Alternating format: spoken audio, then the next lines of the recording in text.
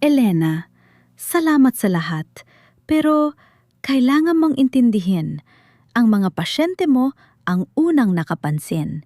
Hindi mo na kaya at mas ligtas para sa ospital kung wala ka na rito. Ang mga salitang iyon ay tila kidlat na humawi sa napakagandang gabi ng aking buhay. Ang mga palakpakan sa loob ng Grand Ballroom ng Quezon City Hotel ay unti-unting napalitan ng nakabibining katahimikan. Nakatayo ako sa harap ng entablado, hawak ang plaque ng pagkilala mula sa Department of Health, habang ang asawa kong si Ramon ay nakatayo sa tabi ko. Ang kanyang muka ay seryoso, malamig, at walang bakas ng pagmamahal na akala ko'y iningatan namin sa loob ng 30 taon. Tumingin ako sa kanya, naghahanap ng pahiwatig na isa lamang itong masamang biro. Ngunit ang nakita ko ay ang pag-iwas ng kanyang mga mata. Sa gilid ng entablado, nakita ko si Bianca, ang batang finance director ng aming ospital. Nakangiti siya, isang ngiting tagumpay. Ramon, anong ibig mong sabihin? Pabulong kong panong. Ang boses ko ay nangiinig sa hiya at pagkalito. Hindi siya sumagot. Sa halip, tumingin siya sa audience, sa harap ng aming mga board members at mga kilalang personalidad sa medisina. Sa nakaraang mga buwan, si Elena ay nagpakita ng senyales ng cognitive decline. At sa kasamaang palad, isang pagkakamali sa dosage ng gamot ang nagresulta sa pagpanaw ng isa sa ating mga pasyente. Hindi ko man gustong gawin. Kailangan kong unahin ang kapakanan ng ating mga pasyente higit sa lahat. Dama ko ang pagguho ng aking mundo. Ang bawat pares ng mata sa loob ng silid ay nakatingin sa akin. May halong awa, may halong paghuhusga. Ang plaque na hawak ko ay tila bumigat. Isang simbolo ng aking buhay na ngayon ay ginagamit na sandata laban sa akin. Hindi totoo yan! Boses ko na bahagyang lumakas, ngunit naramdaman ko ang paghawak ni Ramon sa aking braso. Maigpit, masakit. Huminahon ka, Elena? Bulong niya sa aking tainga. Ang boses niya ay puno ng banta. Ayaw nating maging iskandalo ito, hindi ba? Sa malayo, nakita ko ang aking biyenan na si Aling Rosa, ang babaeng inalagaan ko ng 12 taon na nakaupo sa kanyang wheelchair. Nakita ko ang takot sa kanyang mga mata habang itinutulak siya ni Bianca palayo sa ballroom. Gusto kong sumigaw. Gusto kong tumakbo patungo sa kanya. Ngunit hinarangan ako ng 2 security guard ng ospital. Isang envelope ang inilapag ni Ramon sa maliit na mesa sa tabi namin. Ito ang notice ng iyong suspensyon at ang court order para sa pag-freeze ng iyong mga accounts. Ang ospital ay may sapat na ebidensya para sa malpractice suit laban sa iyo. Humarap siya kay Bianca at sa harap ko, sa harap ng lahat, hinawakan niya ang kamay nito at inalalayan pababa ng entablado. Ang lalaking pinag-alayan ko ng kalahati ng aking buhay, ang lalaking tinulungan kong itayo ang bawat brick ng ospital na ito, ay tinalikuran ako ng walang pag-aalinlangan. Naiwan ako mag-isa sa gitna ng entablado. Ang mga ilaw ng spotlight ay nakatutok sa akin, naglalantad sa aking pagkadurog. Wala akong nagawa kundi ang tumingin sa papel na hawak ko. Hindi lang ito basta notice ng suspensyon. Ito ang katapusan ng lahat ng aking pinaghirapan. At habang naglalakad ako palabas ng ballroom, batid kong hindi lang ang aking lisensya ang nawala sa akin ngayong gabi, kundi pati na rin ang taong aking pinakamamahal. Ngunit sa gitna ng lahat ng ito, isang bagay ang nag-alab sa aking dibdib. Hindi ako magpapaalam ng ganito lang. Kung gusto nila ng laban, ibibigay ko sa kanila ang mas higit pa roon. Ang bawat hakbang ko palabas ng Quezon City Hotel ay tila paglalakad sa ibabaw ng nagbabagang uling. Ang lamig ng aircon sa loob ng ballroom ay hindi sapat para palamigin ang matinding hiya na dumadaloy sa aking dugo. Sa labas, bumubuhos ang ulan, tila nakikiramay sa gabing ito ng pagtataksil. Pagdating ko sa aming bahay, ang bahay na itinayo namin ni Ramon mula sa aming unang ipon bilang mga batang doktor, ay sinalubong ako ng dilim. Hindi ko na kailangang buksan ang ilaw para malaman na may nagbago. Ang aking mga gamit sa cabinet ay wala na. Ang mga portrait namin na nakasabit sa hallway ay tinanggal. Tila ba burado na ang anumang bakas ng aking pag-iral sa buhay ni Ramon. Elena, hindi ka na dapat bumalik dito, napaigtad ako. Si Ramon nakatayo sa may sala. Humithit ng sigarilyo na hindi ko kailanman hinayaang magawa niya sa loob ng bahay na ito. Ang kanyang mga mata ay walang bakas ng pag-aalinlangan. Ito ang bahay natin, Ramon! Pinaghirapan natin ito! Paano mo nagagawa ito sa akin pagkatapos ng 30 taon? Boses ko na pumiyok. Nilapitan niya ako. Hindi para yakapin, kundi para itulak ang isang dokumento sa aking dibdib. Ang bahay na ito ay collateral sa usang ng ospital. Ang lahat ng assets ay nakapangalan sa korporasyon. At sa kasamaang palad, hindi ka na shareholder. Napahawak ako sa mesa para hindi matumba. Ang pagtataksil ay hindi lang personal. Ito ay sistematiko. Ginamit niya ang bawat legal na butas para ubusin ang aking proteksyon. Saan si Aling Rosa? Tanong ko, ang tanging natitirang alalahanin sa gitna ng aking pagkawasak. Nasaan ang nanay mo? Ipinadala ko na siya sa isang pasilidad sa probinsya. Hindi na niya kailangan ng atensyon mo. Malamig niyang sagot. Bago pa ako makasagot, pumasok si Bianca. Suot ang isang mamahaling scarf na alam kong pagmamayari ko. Elena, magiging mas madali para sa lahat kung aalis ka na ng tahimik. Hindi mo gustong madamay pa ang mga anak natin sa iskandalong ito, hindi ba? Ang pagbanggit sa aming mga anak, na kasalukuyang nasa ibang bansa, ay isang malinaw na banta. Alam niya kung paano ako susuko. Hindi ako sumagot. Alam kong wala akong laban sa kanila sa loob ng bahay na ito. Kinuha ko ang aking maliit na bag na naging kasama ko noong mga panahong nagsisimula pa lang kami. Wala akong kinuha na kahit anong gamit na binili namin noong kami ay mayaman na. Ang tanging kinuha ko ay ang aking medical license at ang maliit na kwintas na may larawan ng aking yumaong ama. Habang papalabas ako ng pinto, lumingon ako sa huling pagkakataon. Nakita ko silang dalawa, si Ramon at Bianca, na nakatayo sa gitna ng sala. Ang aking sala, na parang mga hari at reyna ng isang kahariang ninakaw nila sa akin. Ang ospital na ito ang pundasyon ng aking buhay, Ramon, sabi ko. Ang boses ko ay biglang naging matatag, walang bakas ng pag-iyak. Pero tandaan mo, ang pundasyon ay hindi lang gawa sa semento. Gawa ito sa katapatan. At dahil wala na kayo noon, unti-unti ring guguho ang lahat ng itinayo ninyo. Isinara ko ang pinto. Ang ulan ay bumuhos ng mas malakas. Ngunit sa bawat patak nito, nararamdaman ko ang paglamig ng aking galit at ang pag-init ng aking determinasyon.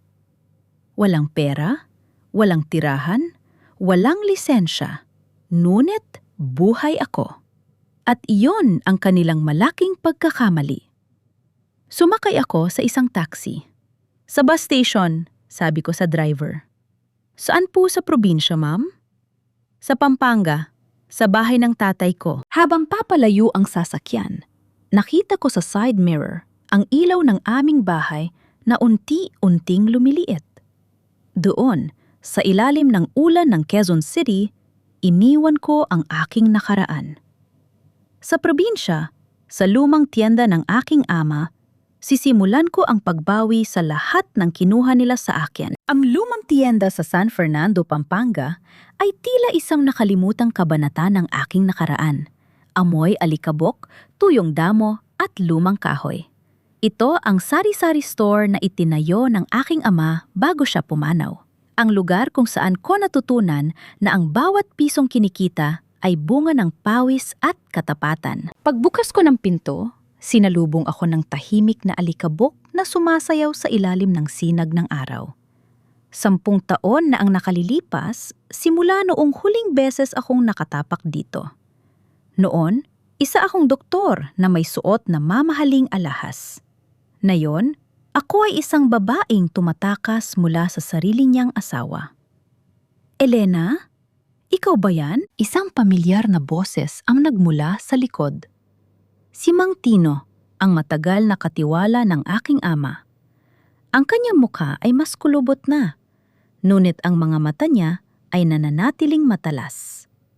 Mang Tino, mahina kong tugon habang inilalapag ang aking bag sa ibabaw ng counter. Balita ko, ang galing mo na raw na doktor sa Maynala, wika niya habang papalapit sa akin. Ngunit nang makita niya ang aking mukha, ang mugto kong mga mata at ang pagod na bakas ng gabing nagdaan, ay tumahimik siya. May nangyari ba? Hindi ako sumagot. Sa halip, nagsimula akong maglinis. Kailangan kong maging abala. Kung titigil ako sa paggalaw, baka hindi ko na mapigilan ang pagtagas ng luhang pilit kong kinikimkim. Inayos ko ang mga lumang bote ng gamot na naiwan ng aking ama. Dito siya nagbibigay ng payong medikal sa mga kapitbahay na walang pambayad sa ospital. Mang Tino, kailangan ko ng tulong mo, sabi ko habang hawak ang isang lumang logbook ng aking ama. Kailangan kong malaman kung sino ang mga taong madalas pumunta rito noong mga nakaraang buwan. May mga naghahanap ba sa akin? Wala naman, Elena. Pero may isang lalaki na nagtanong tungkol sa lupa ng ama mo. Mukhang taga Maynila. Sabi niya, may interes daw ang isang malaking korporasyon na bilhin ang buong lote rito. Tumibok ng mabilis ang puso ko. Korporasyon? Anong pangalan? Hindi niya binanggit, pero binanggit niya ang pangalan ng asawa mo, Ramon Villarreal. Napatigil ako. Ramon, bakit niya gustong bilhin ang maliit na lupa ng aking ama sa Pampanga? Ang lupang ito ay walang halaga sa mga mata ng isang matagumpay na doktor. Maliban na lang kung may kinalaman ito sa pamilya ng aking ama. Binuksan ko ang isang lumang cabinet sa likod ng counter na dati ay laging nakalock. Gamit ang susi na nakatago sa ilalim ng isang estatwa ng Santo Niño, pinihit ko ang kandado. Sa loob, nakita ko ang mga dokumento na matagal nang nakatago. Mga titulo, mga sulat, at isang lumang kasunduan. Nang mabasa ko ang mga papel, nanlaki ang aking mga mata. Ang lupa kung saan nakatayo ang tiyenda at ang malawak na lupain sa paligid nito ay hindi pag-aari ng pamilya Villarreal. Ito ay bahagi ng isang trust fund na nakapangalan sa akin at sa aking anak. Higit pa roon, ang mga dokumento ay nagpapatunay na ang orihinal na puhunan para sa pagtatayo ng ospital sa Quezon City ay nagmula sa yaman ng aking ama, hindi sa mga loan na pilit na ipinapabayad sa akin ni Ramon. Ang buong buhay ni Ramon sa loob ng ospital ay itinayo sa ibabaw ng isang kasinungalingan.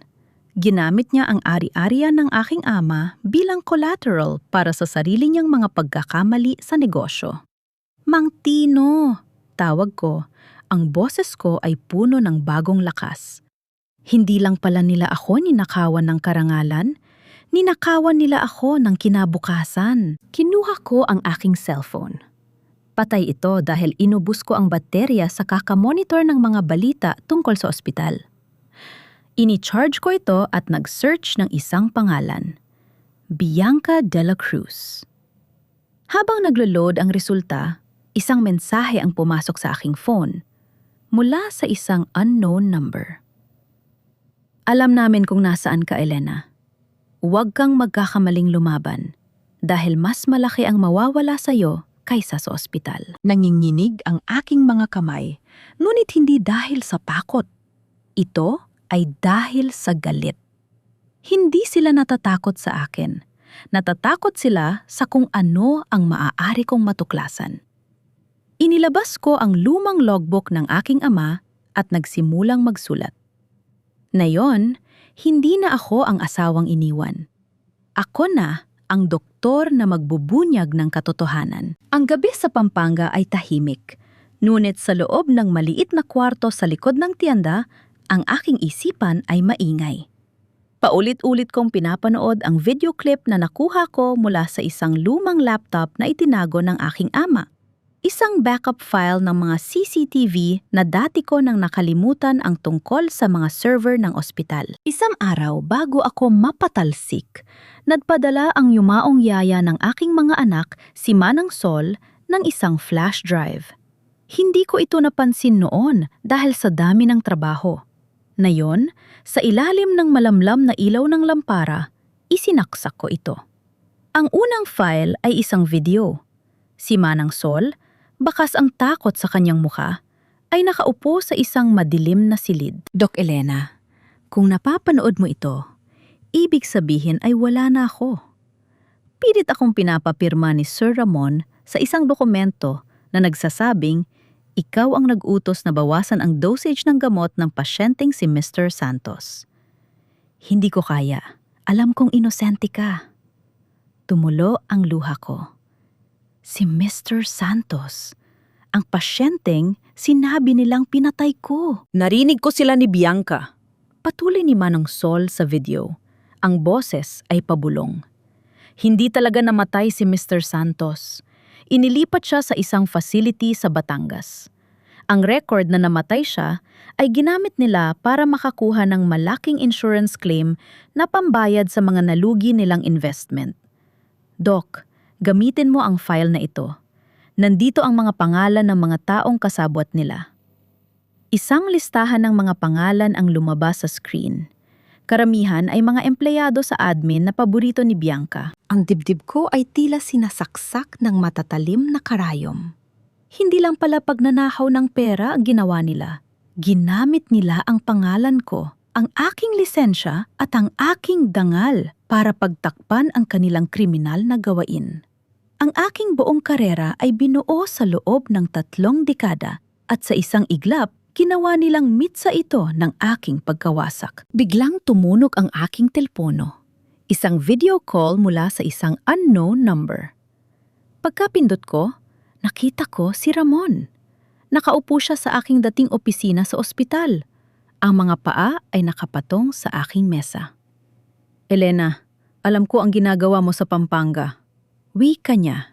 Ang boses ay kalmado, ngunit puno ng lason. Huwag mong sayangin ang oras mo sa mga lumang dokumento. Wala silang halaga sa korte. Ramon, napanood ko na ang video ni Manang Sol.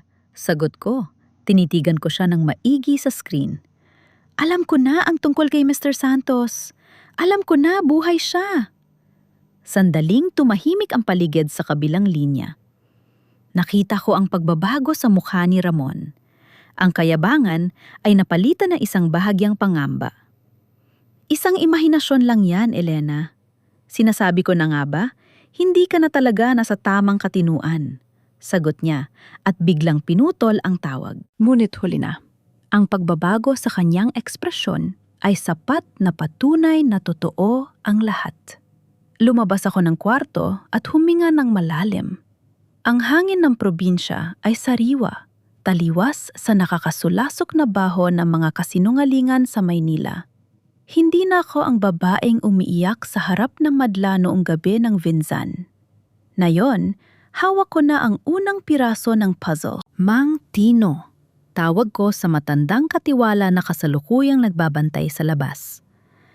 May kahilala ka bang driver na kaya magmaneho patungong Batangas nang hindi dumadaan sa mga pangunahing checkpoints? Napatingin siya sa akin, naguguluhan. Batangas? Malayo yun, Elena. Bakit? Dahil doon ko hahanapin ang katotohanan, sagot ko. At dahil doon ko sisimulang bawiin ang lahat ng ninakaw nila sa akin. Habang nakatingin ako sa malayo, alam ko na ang susunod na mga araw ay magiging mapanganib. Pero para sa isang inang inalisan ng dignidad at isang doktor na ninakawan ng karangalan, walang distansya ang masyadong malayo. Sisiguraduhin ko na ang boses ni Manang Sol, kahit wala na siya, ay maririnig sa loob ng korte. Ang paglalakbay patungong Batangas ay hindi naging madali.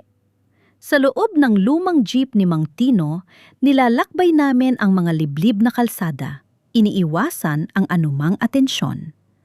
Ang bawat lubak sa daan ay tila bawat dagok ng kapalaran. Ngunit nanatili akong nakatutok sa aking layunin. Pagdating namin sa isang tagong pasilidad na nakatago sa paanan ng isang bundok, ang gusali ay mukhang abandonadong bodega. Walang banner, walang signboard ng ospital. Ito ay isang sanatorium na pag-aari ng isang holding company na konektado sa pamilya ni Bianca. Dito pa talaga, Elena? Tanong ni Mang Tino, bakas ang kaba sa kanyang boses. Dito nakabase ang insurance claim na ginamit nila. Sagot ko habang suot ang aking face mask at salamin. Kung totoo ang sinabi ni Manang Sol, si Mr. Santos ay nakakulong dito bilang isang ghost patient. Dahan-dahan kaming pumasok sa pasilidad. Ang amoy ay hindi amoy ospital. Ito ay amoy lumang gamot at alikabok.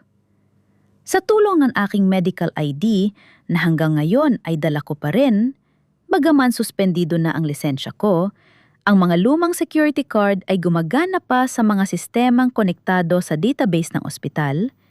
Nakapasok ako sa main floor. Nagpanggap akong isang social worker na naghahanap ng records. Ang nurse sa front desk, isang batang babae na mukhang pagod na pagod, ay hindi man lang tumingin sa akin. Naghahanap ako sa record ni Antonio Santos. Sabi ko nang may autoridad na nakuha ko mula sa 3 dekada ng pagiging doktor. Santos. Binuklat niya ang makapal na logbook. Room 204. Pero bawal ang bisita, ma'am. Confirmed yan bilang deceased sa system ng Quezon City Hospital, kaya under strict isolation siya. Deceased. Ang salitang yon ang nagpapatunay na tama ako. Dali-dali akong pumunta sa room 204. Nang buksan ko ang pinto, ang eksenang bumungad sa akin ay hindi isang pasyenteng malapit na mamatay. Si Mr. Santos ay nakaupo sa kama, mukhang nanghina at matanda, ngunit buhay na buhay. Nakatingin siya sa bintana, malungkot at tila walang pag-asa. Mr. Santos? Tawag ko. Napalingon siya. Nang makita niya ako, nanlaki ang kanyang mga mata. Doktora? Doktora Elena? Oh, ako ito. Lumapit ako at hinawakan ang kanyang pulso. Normal. Bakit kanila ginaganito? Pinilit nila ako. Nangihinig niyang sabi. Sinabi nila na kapag hindi ako nang tago rito, papatayin nila ang pamilya ko. Sabi nila, namatay na raw ako sa operasyon niyo. Hindi ko alam kung bakit, pero tinatakot nila ako araw-araw. Habang sinusuri ko siya, naramdaman ko ang matinding galit. Ginamit nila ang isang buhay na tao bilang kasangkapan sa kanilang pandaraya. Kinuha ko ang aking cellphone at sinimulang kumuha ng video. Ang kanyang muka, ang kanyang medical records na nakatago sa drawer, at ang sulat na nagpapatunay na siya ay binabayaran para manatiling tahimik. Ngunit bago pa kami makalabas, narinig namin ang tunog ng mga yabag sa hallway. "Dok, may paparating!" Bulong ni Mang Tino mula sa labas. "Bilisan mo, Mr. Santos. Kailangan nating umalis dito." Sabi ko habang inaalalayan siya. Sa aming paglabas sa back exit, nakita ko ang isang itim na SUV na papasok sa gate. Si Bianca. Kasama ang 3 lalaking nakasuit. Mukhang nakatanggap sila ng alerto na may pumasok sa system. Hindi tayo pwedeng dumaan sa harap. Tumakbo kami patungo sa gubat sa likod ng gusali. Ang bawat sanga na humahampas sa aking muka ay masakit. Ngunit mas masakit ang katotohanang pinaglaruan nila ang buhay ng tao. Habang nagtatago kami sa likod ng malalaking puno, narinig ko ang boses ni Bianca. "Hanapin niyo sila! Siguraduhin niyo na hindi makakalabas si Mr. Santos ng buhay." Sa sandaling yon, naramdaman ko ang bigat ng laban. Hindi na lang ito tungkol sa akin. Buhay na ng iba ang nakataya. Humigpit ang hawak ko sa aking phone. Dito nakaimbak ang lahat ng ebidensya. Kung makakalabas kami rito, ito ang magiging katapusan nila. Mang Tino, dalhin mo si Mr. Santos sa ligtas na lugar, utos ko. Ako ang magsisilbing pain para mailayo sila sa inyo. Hindi, Elena. Delikado yan. Gawin mo na. Tumakbo ako sa kabilang direksyon, gumagawa ng ingay para mapansin nila. Habang tumatakbo ako sa dilim, naramdaman ko ang pagtibok ng puso ko. Hindi sa takot, kundi sa determinasyong bawiin ang lahat. Ngayong gabi, ang mga ngaso ang magiging biktima. Ang pagtakbo ko sa gitna ng kagubatan sa Batangas ay tila isang walang katapusang bangungot. Dinig ko ang mga yabag ng mga tauhan ni Bianca sa likod ko. Ang liwanag ng kanilang mga flashlight ay humahawi sa dilim na parang mga matang naghahanap ng biktima. Ngunit sa bawat hakbang, ang aking isip ay hindi nakatutok sa takot. Nakatutok ito sa pagbawi. Nang makalayo ako at matiyak na ligtas na sina Mang Tino at Mr. Santos, nagtago ako sa loob ng isang abandonadong bodega malapit sa highway. Doon, gamit ang signal na mahina, naipadala ko ang video at mga dokumentong nakuha ko sa isang kontak ko sa National Bureau of Investigation, NBI, at sa isang kilalang journalist na dati kong pasyente. Hindi na ako ang Elena na nagmamakaawa sa ballroom. Ako na ang Elena na handang manira ng mga nagtatago sa ilalim ng maskara ng yaman. Pagkalipas ng 2 araw, bumalik ako sa Quezon City. Hindi na bilang asawa ni Ramon, kundi bilang isang consultant na inupahan ng isang grupong investors na gustong mag-audit sa ospital. Dahil sa kaguluhan sa board of directors, dahil sa mga anonymous tips na ipinadala ko, mga dokumentong nagpapakita ng financial irregularities ni Ramon, napilitan silang kumuha ng external auditor. Pagpasok ko sa lobby ng Villarreal Medical Center, ramdam ko ang tensyon. Ang mga staff na dati yayumuyo ko sa akin ay ngayon ay hindi alam kung titingin ba o iiwas. Nang makita ako ni Ramon sa hallway, halos mabitawan niya ang kanyang hawak na chart. Ang kanyang muka ay namutla. Elena, anong ginagawa mo rito? Auditor Ramon, sagot ko, suot ang aking pinakamatalas na niti. May mga anomalaya sa financial records ng ospital. Bilang isa sa mga pangunahing stakeholder na hindi pa tuluyang natatanggal sa records, may karapatan akong malaman kung saan napupunta ang pera ng pasyente. Hindi ka na empleyado rito, sigaw niya. Pilit na pinapanatili ang composure sa harap ng ibang staff. Security, ilabas niyo ang babaeng ito. Subukan niyo, hamon ko, habang inilalabas ko ang isang kopya ng order mula sa SEC, Securities and Exchange Commission. May legal na basehan ang pagbisita ko, at sigurado ako, ayaw niyo ng gulo sa harap ng mga pasyente, di ba? Si Bianca ay lumabas mula sa kanyang opisina, suot ang kanyang mamahaling suit, ang mukha ay puno ng pagkainis. Elena, nagmamakaawa ka ba dahil wala ka ng pera? Huwag mong gamitin ang ospital para sa personal mong agenda. Tumingin ako kay Bianca. Sa babaeng naniwalang kaya niya akong tapakan. Lumapit ako sa kanya hanggang sa nagkadikit na ang aming mga balikat. Agenda, Bianca? Bulong ko. Hindi ito agenda. Ito ay singil. Lahat ng kinuha niyo sa akin, lahat ng paninirang puri niyo, ililista ko ng isa-isa. At ang bawat isa sa mga listahang yon ay may karampatang parusa. Lumakad ako patungo sa aking dating opisina, na ngayon ay opisina na ni Bianca. Hindi ako pumasok doon para maupo. Pumasok ako para simulan ang pagbaklas sa kanilang imperyo. Sa loob ng opisina, ang bawat gamit ay nagpapaalala sa akin ng lahat ng sakripisyo ko. Pero ngayon, wala na akong nararamdamang lungkot. Ang tanging nararamdaman ko ay ang lamig ng isang taong naghahanda para sa digmaan. Sa ibabaw ng desk, nakita ko ang isang folder na nakabukas. Mga listahan ng mga supplier na hindi nagbabayad, mga phantom patients, at mga transaksyon sa offshore accounts. Ramon, akala mo ba ay napakagaling mo? Masyado kang naging kampante sa aking pananahimik. Ngayong araw, ang pagbabalik ko ay hindi para manatili. Ang pagbabalik ko ay para tiyakin na bago ako umalis, wala na silang babalikan. Ang hangin sa loob ng opisina ng finance director ay tila mabigat, puno ng kuryente. Nakatayo si Bianca sa tapat ng bintana, nakatalikod sa akin, habang si Ramon ay pabalik-balik sa harap ng mesa. Ang kanyang mga kamay ay nanginginig sa galit. Ano ba ang kailangan mo, Elena? Pera? Sasabihin mo lang ang halaga at ibibigay namin. Basta lumayas ka rito at huwag nang bumalik. Bulalas ni Ramon. Napatawa ako ng mahina.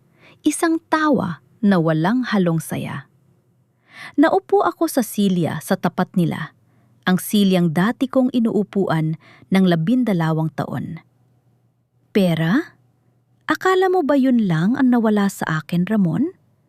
Ninakaw mo ang dignidad ko, ang tiwala ng mga taong pinagaling ko, at ang oras na sana'y ibinigay ko sa mga anak natin. Tapos na tayo, Elena! Sigaw ni Bianca. Humarap siya sa akin. Ang kanyang mga mata ay nanlilisik. Wala nang naniniwala sa'yo. Ang lahat ng doktor dito, ang mga board members, lahat sila ay nasa panig namin. Dahil kami ang mapapalakad ng ospital na ito ng maayos, habang ikaw ay sira ang ulo. Tumayo ako ng dahan-dahan. Maayos? Tinatawag niyo bang maayos ang pagbebenta ng mga gamot na expired? Ang pagpapanggap na patay na ang mga pasyente para lang makuha ang insurance money nila? Bianca, Ramon, hindi niyo inasahan na darating ang araw na babalikan ko kayo gamit ang sarili ninyong mga dokumento. Inilabas ko mula sa aking folder ang isang kopya ng bank statement na nakuha ko mula sa offshore account nila. Nakita ko ang lahat. Ang bawat sentimong inililipat nyo sa kumpanya ng tatay ni Bianca ay nakatala rito. At alam nyo ba kung ano ang pinakamasakit? Ang mga pirma rito ay sa inyong dalawa. Nanlaki ang mga mata ni Ramon. Sinunggaban niya ang papel at mabilis na binasa. Ang kulay sa kanyang mukha ay unti-unting naglaho, napalitan ng isang maputlang kulay ng pagkatalo. Saan mo nakuha ito? Pabulong niyang tanong. Hindi na mahalaga kung saan. Sagot ko habang humahakbang papalapit sa kanila. Ang mahalaga, ang NBI at ang press ay may kopya na nito. Hindi nyo na ako kayang patahimikin dahil hindi lang ako ang hawak nyo. Hawak nyo ang mga buhay ng libu-libong pasyente. Huwag mong gagawin yan, Elena! Pakiusap ni Ramon. Ang boses niya ay biglang naging malambot. Pilit na ginagamit ang luma naming pinagsamahan. Maawa ka naman sa akin. Sa atin. Pag-usapan natin ito ng pribado. Maaari tayong mag-settle. Settlement? Sagot ko habang tinitigan siya ng diretsyo sa mga mata. Noon gabi ng Vinzan, humingi ba ako ng settlement bago mo ako ipahiya sa harap ng maraming tao? Noong pinalayas niyo ako, humingi ba kayo ng tawad? Ramon, ang sakit na idinulot niyo sa akin ay hindi nababayaran ng pera. Biglang gumukas ang pinto.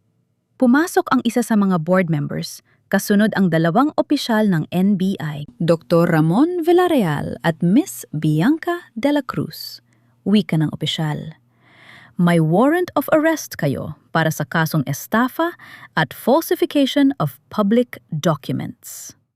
Ang mukha ni Bianca ay naging maskara ng purong pagkagulat at takot. Sinubukan niyang magdahilan. Sinubukan niyang tumawag sa kanyang koneksyon, ngunit wala nang nakikinig. Si Ramon naman ay napaluhod na lang sa sahig. Ang kanyang yabang ay tuluyang naglaho. Tumalikod ako. Hindi ko na kailangang makita ang pagposa sa kanila. Sapat na sa akin na nakita ko silang dalawa na gumuho.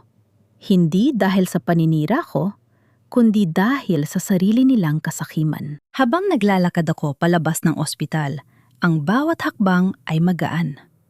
Ang bigat ng gabi ng Vinzan ay wala na. Pero alam ko, Ito pa lang ang simula. Ang pagbawi sa ospital ay isa pang laban at hindi ako titigil hanggang sa maibalik ko ito sa kung para kanino talaga ito nilaan.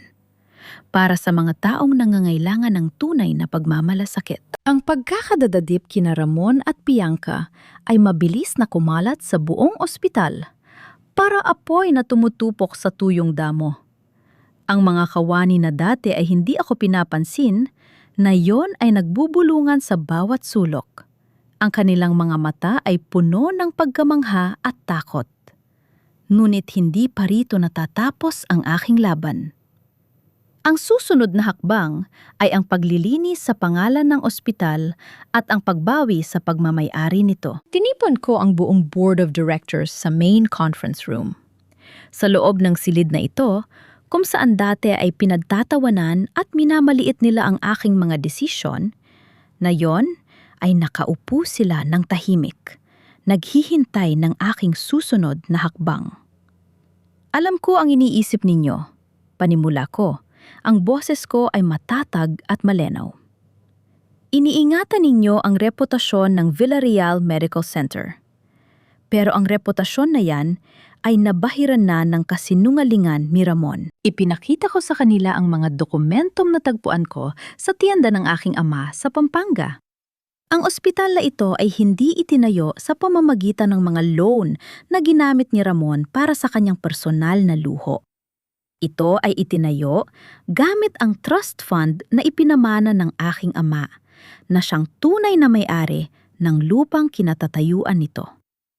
Nagkaroon ng bulungan sa loob ng silid. Inilabas ko ang orihinal na titulo ng lupa at ang mga dokumento mula sa bangko na nagpapatunay sa orihinal na investment. Ramon manipulated the records, patuloy ko. Ginamit niya ang tiwala ko at ang yaman ng aking pamilya para itayo ang imperyong ito. Tapos ay pilit niya akong inalis nang maging sagabal ako sa kanyang mga ilegal na gawain. Isang board member, si Mr. Valdez, ang tumayo. Doktora Elena, kung totoo ang sinasabi mo, paano namin masisiguro ang kinabukasan ng ospital?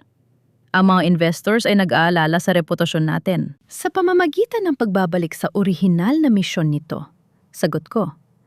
Ang ospital na ito ay itinatag para maglingkod sa mga tao, hindi para pagkakitaan ng mga korporasyon. I will take over as the interim CEO, and we will undergo a full audit and restructuring. Habang nagsasalita ako, ramdam ko ang bigat ng responsibilidad. Ito ay hindi na lamang tungkol sa personal na paghihigante. Ito ay tungkol sa pag-aayos ng nasirang legacy. Biglang, bumukas ang pinto. Pumasok ang abogado ni Ramon, mukhang balisa. Dr. Elena, may pinapabigay si Ramon. Isang sulat. Binuksan ko ang envelope. Sa loob ay isang maikling sulat na puno ng paninisi. Kahit anong gawin mo, Elena, hindi mo mababawi ang panahon na nasayang mo sa pagtitiwala sa akin. Ang ospital ay magiging bangkarota rin dahil sa mga utang na iniwan ko. Binasa ko ang sulat sa harap ng mga board members. Tama siya sa isang bagay. May mga utang. Pero ang mga utang na yon ay hindi sa ospital. Iyon ay sa mga personal na investment ni Ramon. At dahil napatunayan nating illegal ang pagkakaprocure ng mga loan na yon, may legal basis tayo para i-disavow ang mga ito. Mumiti ako sa kanila. Magtatrabaho tayo ng maayos. Sisimulan natin ang pagbabalik sa serbisyo publiko na dati nating itinagkait sa mga pasyente. Paglabas ko ng conference room, sinalubong ako ni Mang Tino. Elena, narinig ko ang balita. Mukhang nakuha mo na ang kontrol. Hindi lang kontrol, Mang Tino. Sagot ko habang tumitingin sa labas ng bintana sa view ng buong Quezon City. Nakuha ko na ang kapayapaan ng loob ko. Pero kailangan pa nating bantayan si Bianca. Ang mga taong katulad niya ay hindi sumusuko ng ganoon lang. Tama ang hinala ko. Sa malayong parte ng ospital, isang figura ang nakamasid sa akin mula sa isang madilim na sulok. Ang laban ay hindi pa tapos, pero ngayon, ako na ang may hawak ng baraha. Habang abala ako sa pag-aayos ng mga dokumento sa aking opisina, isang tawag mula sa NBI ang bumago sa lahat. Si Bianca, na pansamantalang nakalaya dahil sa piyansa na ipinasok ng isang sikretong benefactor, ay hindi nagpaparamdam. Ngunit ang mas nakakagulat ay ang balita tungkol kay Ramon. Dr. Elena, may lumapit sa amin na source mula sa loob ng detention center, sabi ng opisyal ng NBI sa telepono. Si Ramon Villarreal, handang makipag-cooperate. Isusuko niya si Bianca kapalit na mas magaan na sentensya. Hindi ako nagulat. Iyon ang klase ng lalaki si Ramon. Ang taong uunahin ang sarili bago ang kahit sino, kahit pa ang babaeng kanyang minahal ng higit pa sa kanyang asawa. Ngunit ang pagtataksil ay hindi nagtatapos sa pagtuturo sa iba. Ito ay isang laro ng survival. Pagkalipas ng ilang oras, nakatanggap ako ng mensahe. Isang address sa isang warehouse sa labas ng lungsod. Kung gusto mong malaman ang totoo tungkol sa insurance fraud, pumunta ka rito. Mag-isa ka lang. Hindi ko dapat pumunta. Pero ang pangalan ni Bianca ay nakadikit sa bawat kasinungalingan. Kung hindi ko siya haharapin ngayon, kailanman ay hindi ko matatapos ang anino niya sa buhay ko. Pagdating ko sa warehouse, ang atmosfera ay mabigat. Nakita ko si Bianca. Hindi na siya ang babaeng nakasuit na mayabang. Siya ay mukhang haggard. Ang kanyang buhok ay magulo at hawak niya ang isang maliit na folder. Akala mo ba panalo ka na, Elena? Wika niya. Ang boses ay nanghinginig sa galit. Pinagtaksilan ako ni Ramon. Sinabi niya sa mga pulis na ako ang utak ng lahat. Akala niya makakalusot siya? Hindi ko siya pinilit na gawin ang mga bagay na ginawa niyo, Bianca. Sagot ko, pinapanatili ang distansya. Ang kasakiman mo ang nagtulak sa inyong dalawa. Gusto mo ang katotohanan? Sigaw niya sabay bato ng folder sa sahig. Tignan mo kung sino ang tunay na nag-utos na i-forge ang mga dokumento. Tignan mo kung sino ang nag-utos na i-isolate si Mr. Santos. Pinulot ko ang folder. Ang mga dokumento sa loob ay naglalaman ng mga lagda. Hindi ni Ramon, kundi ng isa sa mga pinagkakatiwalaang board members na hanggang ngayon ay nakaupo pa rin sa kumpanya. Si Mr. Valdez. Si Valdez, pabulong kong sabi. Bakit? Siya ang tunay na may-ari ng korporasyon na nag-ooperate sa pasilidad sa Batangas. Ginamit lang nila kami ni Ramon bilang front. Kapag nakulton kami, sila ang malinis. Paliwanag ni Bianca. Ang kanyang mga mata ay nagbabadyang tumulo ang luha. Papatayin nila tayo pareho, Elena. Si Ramon, si Valdez, lahat sila. Ginagamit tayo. Sa sandaling iyon, naintindihan ko ang buong larawan. Hindi lang ito tungkol sa isang masamang asawa. Ito ay tungkol sa isang malalim na sindikato sa loob ng ospital na matagal na palang nagpapatakbo ng mga illegal na gawain bago pa man ako mapatalsik. Bakit mo sinasabi ito sa akin? Tanong ko. Dahil ikaw lang ang may kapangyarihan na buwagin sila mula sa loob, sagot niya. Hindi kita tinutulungan dahil gusto kita. Tinutulungan kita dahil gusto kong makita silang bumagsak kasama ko. Bago pa ako makasagot, narinig namin ang tunog ng gulong ng sasakyan sa labas. Isang itim na sedan ang huminto. Ang mga lalaki na nakasuot ng itim ay bumaba, may hawak na mga baril. Bianca, tumakbo ka! Sigaw ko. Ang pagtataksil ni Ramon ay isa lamang mitsa. Ang tunay na kalaban ay mas malaki, mas mapanganib, at hindi sila titigil hanggat may natitirang ebidensya. Sa gitna ng warehouse, ang bawat segundo ay nagiging labanan para sa aming buhay. Ang board member na inakala kong kaalyado ay siya palang mastermind. At ang laro ng pagtataksil ay nagsisimula pa lamang. Ang putok ng baril ay bumasag sa katahimikan ng warehouse. Mabilis kaming gumulong ni Bianca sa likod ng mga nakasalansan na crate. Ang mga tauhan ni Valdez ay hindi nagbibiro. Narito sila para burahin ang anumang bakas ng katotohanan.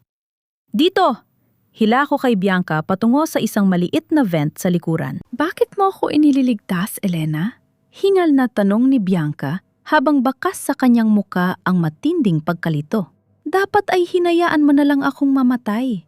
Hindi para sa'yo ito, sagot ko habang sinisipa ang lock ng pinto sa likod. Para sa hustisya. At hindi kita hahayaang mamatay nang hindi mo na ibibigay ang testimonya mo laban kay Valdez. Paglabas namin, amoy usok na ang paligid.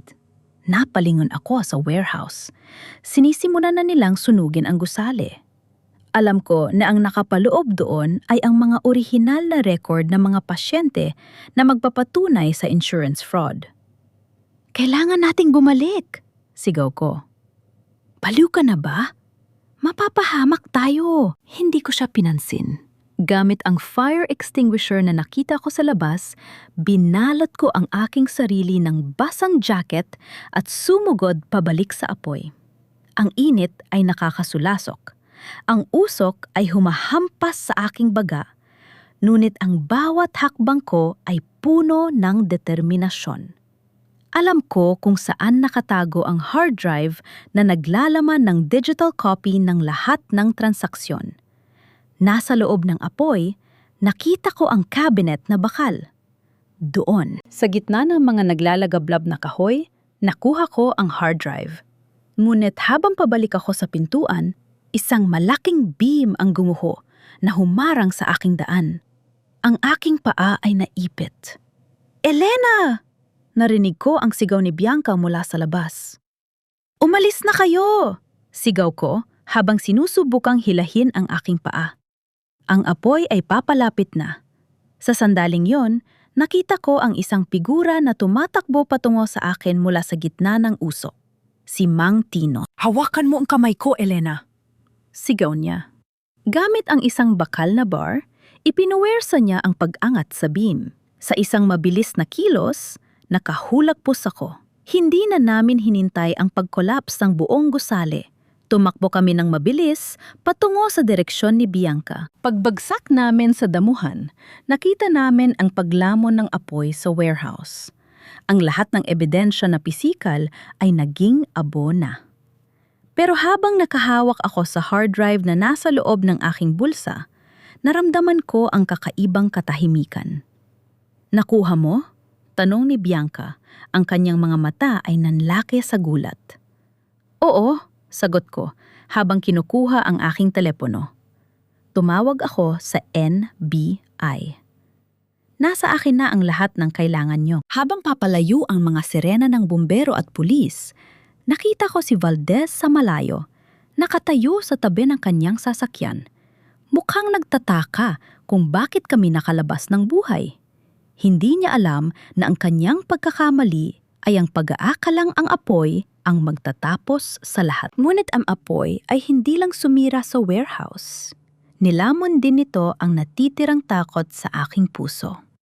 Si Valdez ay hindi na lamang isang board member. Siya na ngayon ang susunod na target ng hustisya. At habang tinitignan ko ang hard drive, alam kong bukas, sa araw ng board meeting, wala na siyang matataguan. Ang laban ay hindi na lang sa loob ng ospital.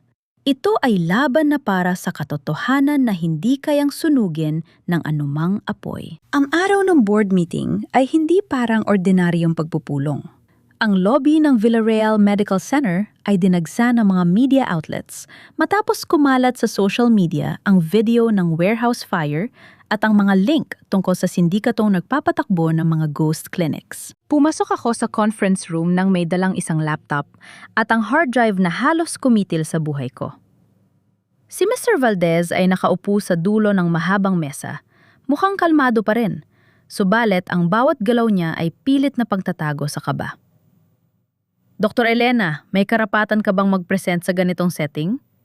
Tanong ni Valdez. Ang kanyang boses ay malamig.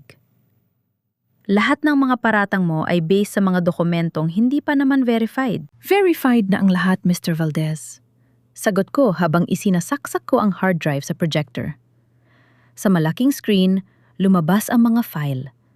Ang mga offshore bank accounts na konektado sa pangalan ni Valdez, ang mga communication logs sa pagitan niya at ng mga taong nan-isolate kay Mr. Santos, at ang mga kontrata para sa insurance fraud. Ang bawat slide ay isang pagsampal sa kanilang ginawa. Hindi lang ito basta records, sabi ko habang tumitingin sa mga board members. Ito ang pruweba kung paano ninyo ninakaw ang tiwala ng bawat pasyenteng pumasok sa ospital na ito. Si Valdez ay tumayo, namumula ang muka. Kasinungalingan! Ang hard drive na yan ay maaaring manipulado. Tama ka, sagot ko habang bumubukas ang pintuan ng conference room. Pumasok ang mga operatiba ng NBI kasama ang isang tauhan mula sa bangko na nag-certify sa authenticity ng mga file.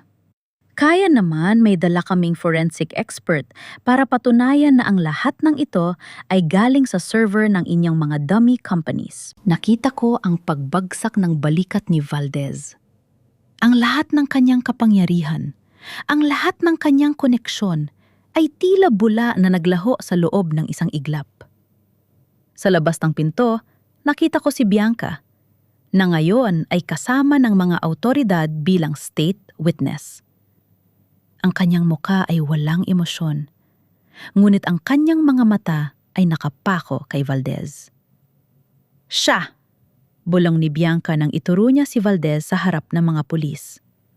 Siya ang nag-utos sa amin na gawin ang lahat ng ito. Siya ang mastermind. Nagsimulang magkagulo sa loob ng silid.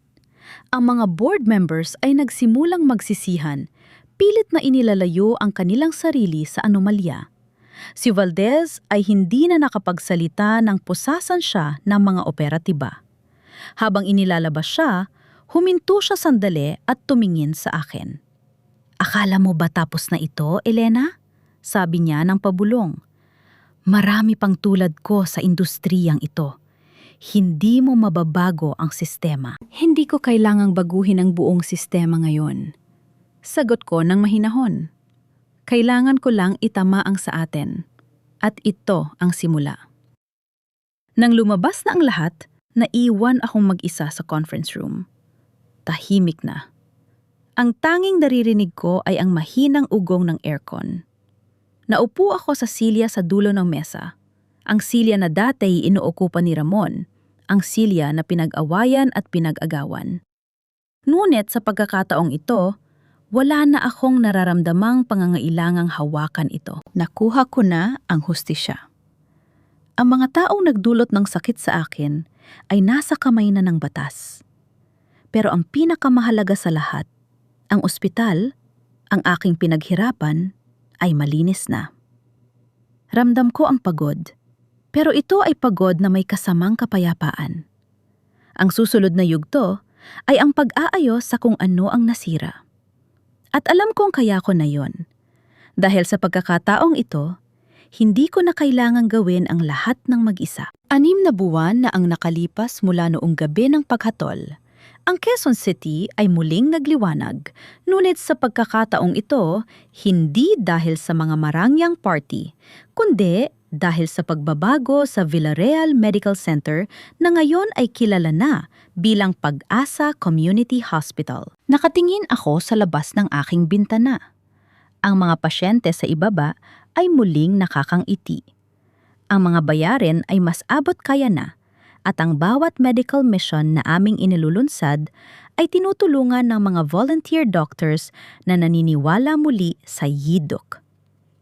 Pumasok si Mang Tino sa aking opisina, dala ang isang mainit na tasa ng kape. Doc Elena, naroon na ang mga board members para sa formal na pagpirma sa ating bagong bylaws. Numiti ako. Salamat, Mang Tino. Hindi na ako ang babaeng natatakot mawalan. Ang aking lisensya ay ibinalik na. At ang aking dangal, na sinubukan nilang tapakan, ay mas naging matatag. Si Ramon ay kasalukuyang maghihintay ng hatol sa loob ng kulungan, habang si Valdez at ang iba pa ay nakaharap sa mabigat na kaso ng pandaraya. Si Bianca naman ay nagsisimulang magbago sa ilalim ng programang saksi. Tila nahanap ang kapatawaran na matagal niyang kinaligtaan. Elena, Lumingon ako.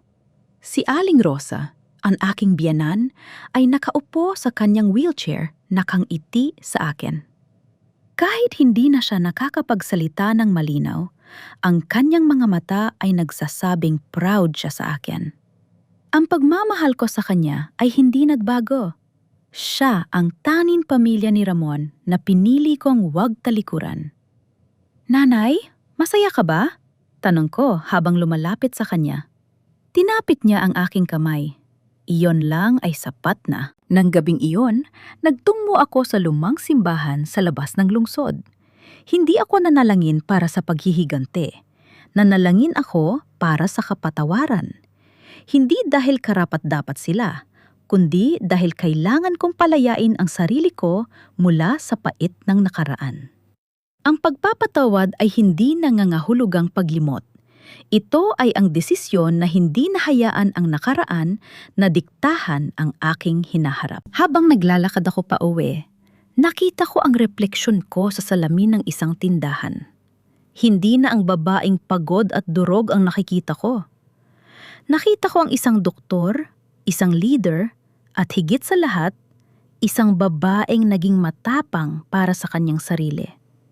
Naiwan ko na sa likod ang lahat ng kasinungalingan. Ang ospital ay hindi nagusali lamang. Ito ay simbolo ng katotohanan na hindi kayang bilhin ng pera. Naglakad ako pauwi sa aking tahanan.